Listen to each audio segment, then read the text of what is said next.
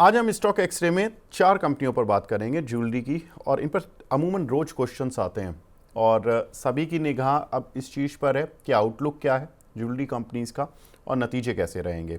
तो एक बार हम नतीजों पर नज़र डाल लेते हैं, किस तरह के नतीजे देखने के लिए मिलेंगे और क्या कुछ रहेगा इस क्वार्टर में खास। तो पहले मैं ज्वेलरी कंपनीज़ के नतीजे देख लेता हूँ कि किस तरह की रेवेन्यू ग्रोथ आएगी, पैट ग्रोथ आएगी और क्यू ऑन क्यू किस तरह के नतीजे देखने के लिए मिलेंगे। तो साल दर साल ग्रोथ रहेगी वाई ओ वाई बेसिस पर। क्यू ऑन क्यू कंपनीज़ के प्रॉफिट्स थोड़े से डिक्लाइन होते हुए दिखाई देंगे।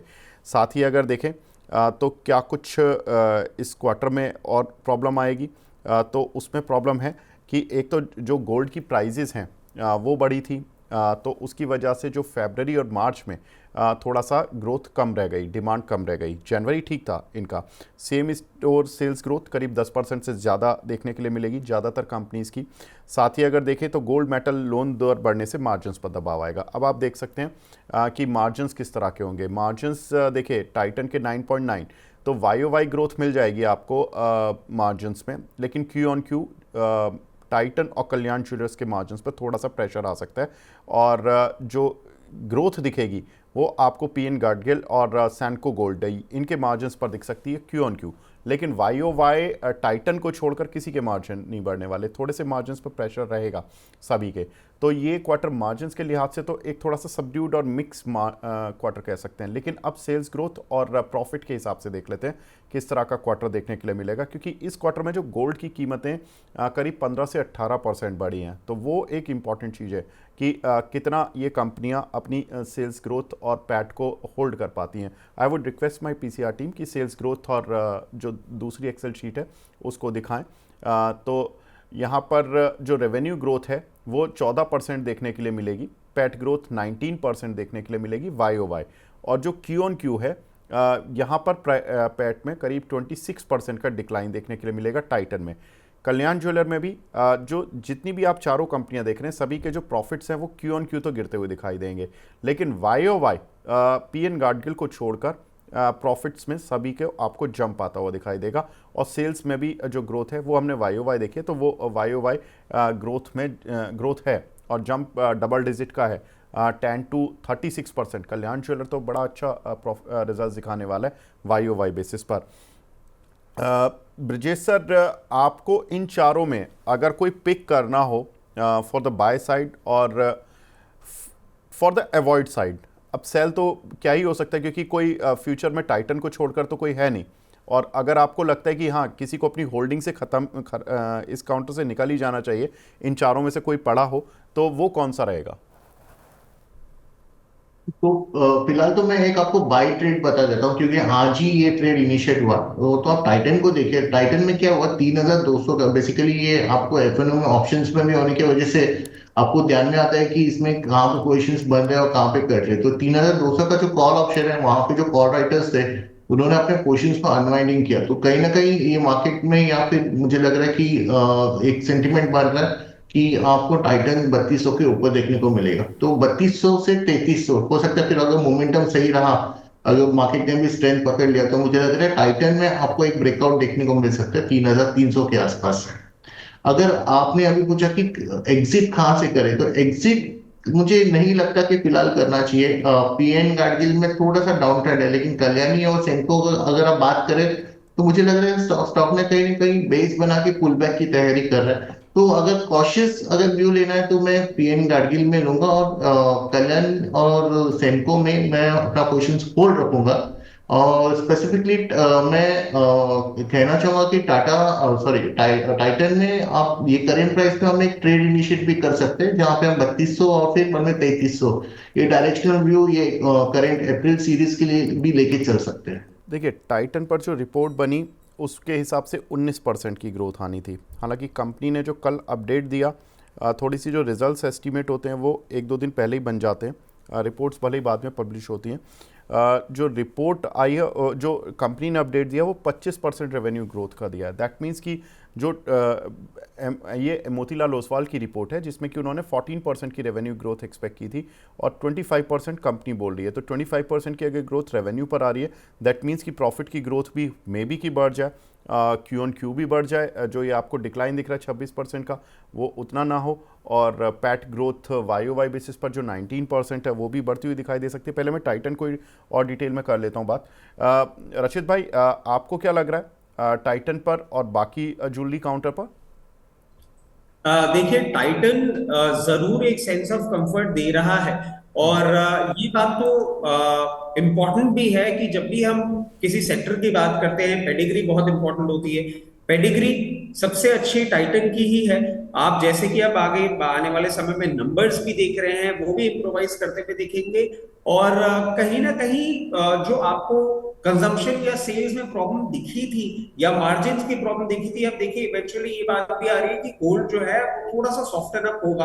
और गोल्ड के सॉफ्टन अप होने से अगर इन लोग का इन्वेंट्री मैनेजमेंट प्रॉपर रहता है, जो कि हमें नंबर्स पे आके आने वाले समय में देखने को मिलेगा, बट डिमांड में जरूर हमको एक अपटिक देखने को मिल सकता है इन क्वार्टर्स टू कम।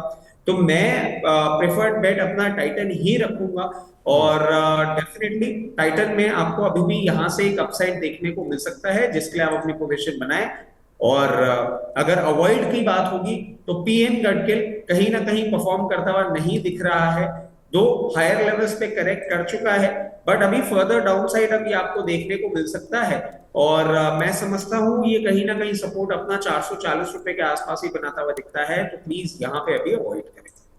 जी, जैसे कल्याण ज्वेलर, ये काउंटर काफ़ी सुर्खियों में रहा और इसके भी जो बिज़नेस अपडेट्स वगैरह रहे हैं काफ़ी अच्छे रहे हैं, और कंपनी ने बोला भी था, पहले भी बोल दिया था रिजल्ट सीज़न आने से पहले ही कि ये क्वार्टर ठीक रहेगा, और अब जो एस्टिमेट्स हैं वो भी ठीक हैं। आपको क्या लगता है कल्याण ज्वेलर रिजल्ट तक कहाँ पहुँच जाएगा? ये थोड़ा मुश्किल है बताना कि एग्जैक्टली कैसे होगा, क्योंकि मुझे लग रहा है कहीं ना कहीं इसने नीचे के लेवल पे सपोर्ट लिया, बट वो सपोर्ट पे ये कन्विक्शन नहीं आ रहा है कि यहाँ पे हम प्राइस फ्रेश बाइंग कर सकते हैं क्योंकि भले रिजल्ट्स के चलते इसमें एक बाउंस की उम्मीद किया जा सकता है, बट देन वो काफी स्ट्रांग बाउंस नहीं होगा। अगर इसमें पैसे लगाने की बात करते हैं तो मैं अवॉइड करूंगा जो है अभी। हालांकि जो जिनके पोजिशन है जो फंसे हुए हैं, तो फिलहाल होल्ड करे। अगर 550 का लेवल मिलता है तो फिर मैं इसमें एग्जिट के नजरिए से देख रहा हूँ, तो मैं फ्रेश बाइंग की सलाह नहीं दे रहा हूँ इस पर। बिल्कुल 37% की इनकी कंसोलिडेटेड ग्रोथ देखने के लिए मिलेगी फोर्थ क्वार्टर में, और जो एस्टीमेट आ रहा है वो 36% का है। दैट मीन्स कि जो स्ट्रीट एक्सपेक्ट कर रहा है और जो कंपनी ने अपने रेवेन्यू ग्रोथ का बताया Q4 अपडेट्स में, वो लगभग सिमिलर है। दैट मीन्स कि जो प्रॉफिट ग्रोथ है 51% की, जो स्ट्रीट एक्सपेक्ट कर रहा है वाई ओ वाई बेसिस पर, वो देखने के लिए मिल सकती है। क्यू ऑन क्यू में जरूर प्रॉफिट डिक्लाइन हो सकता है। रशिद भाई, एक काउंटर और ये सैनको गोल्ड, इसके भी डेटा बड़ा अच्छा है, यहाँ टॉप गेनर्स बना हुआ है, क्या करने हैं इस काउंटर पर? देखिए, सेमको गोल्ड के लिए भी मैं फॉर द टाइम बीइंग, क्योंकि मार्केट्स अनसर्टन है, मैं दूरी बनाने के लिए ही आपको बोलूंगा। एक बार कहीं ना कहीं मार्केट्स और इस सेक्टर में स्टेबिलिटी आए, उसके बाद ही इसमें कोई पोजीशन बनाने की सोचे। फॉर द टाइम भी दूरी बना के रखें, या हम बेटर बेट्स वहां पे हम रहें तो ज्यादा बेटर है।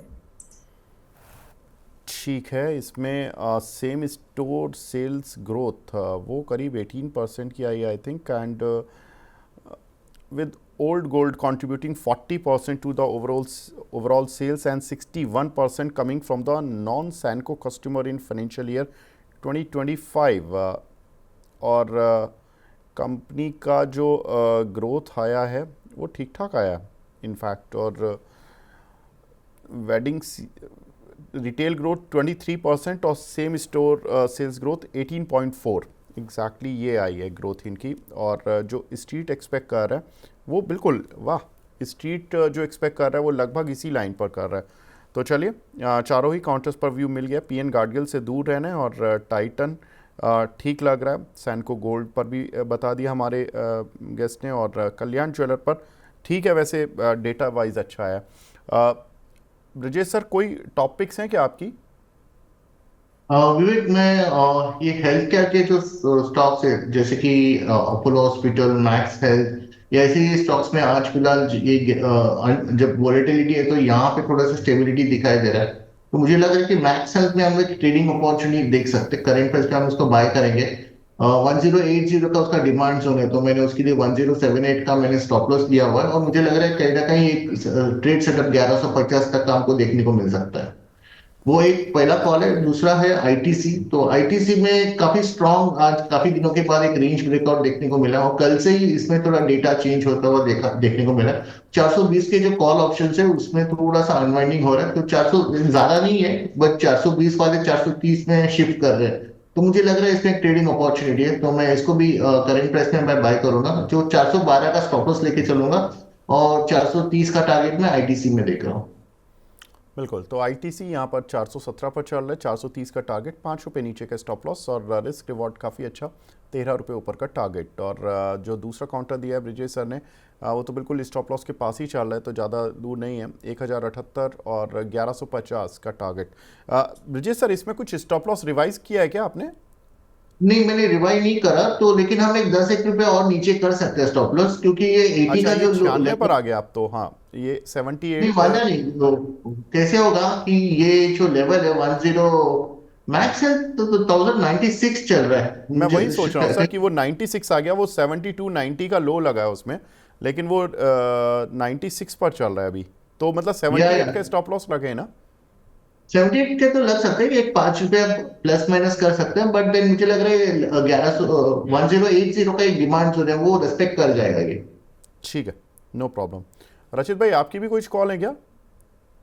देखिए, हिंदुस्तान यूनिलीवर सेफ हेवन्स पे ही जाना अभी सही लग रहा है। करंट लेवल्स पे बिल्कुल बाइंग कर सकते हैं। 2280 का स्टॉप लॉस होगा, और टारगेट्स हम लेके चलेंगे 2460 के। इन दो लेवल्स के लिए हिंदुस्तान यूनिलीवर में एक फोर्टनाइट की पोजीशन बनाई जा सकती है। ठीक है, तो ये कुछ एक कॉल्स जो कि हमारे दोनों ही गेस्ट की तरफ से दी गई हैं, और इन पर आप ट्रेड कर सकते हैं और शॉर्ट टर्म इन्वेस्टमेंट करके पोजिशनल ट्रेड बना के पैसा बना सकते हैं। रशीद भाई, आप हमारे साथ जुड़े, बहुत बहुत शुक्रिया। ब्रिजेश सर, आपका भी बहुत बहुत शुक्रिया हमसे जुड़ने के लिए, अपना प्रीशियस टाइम देने के लिए।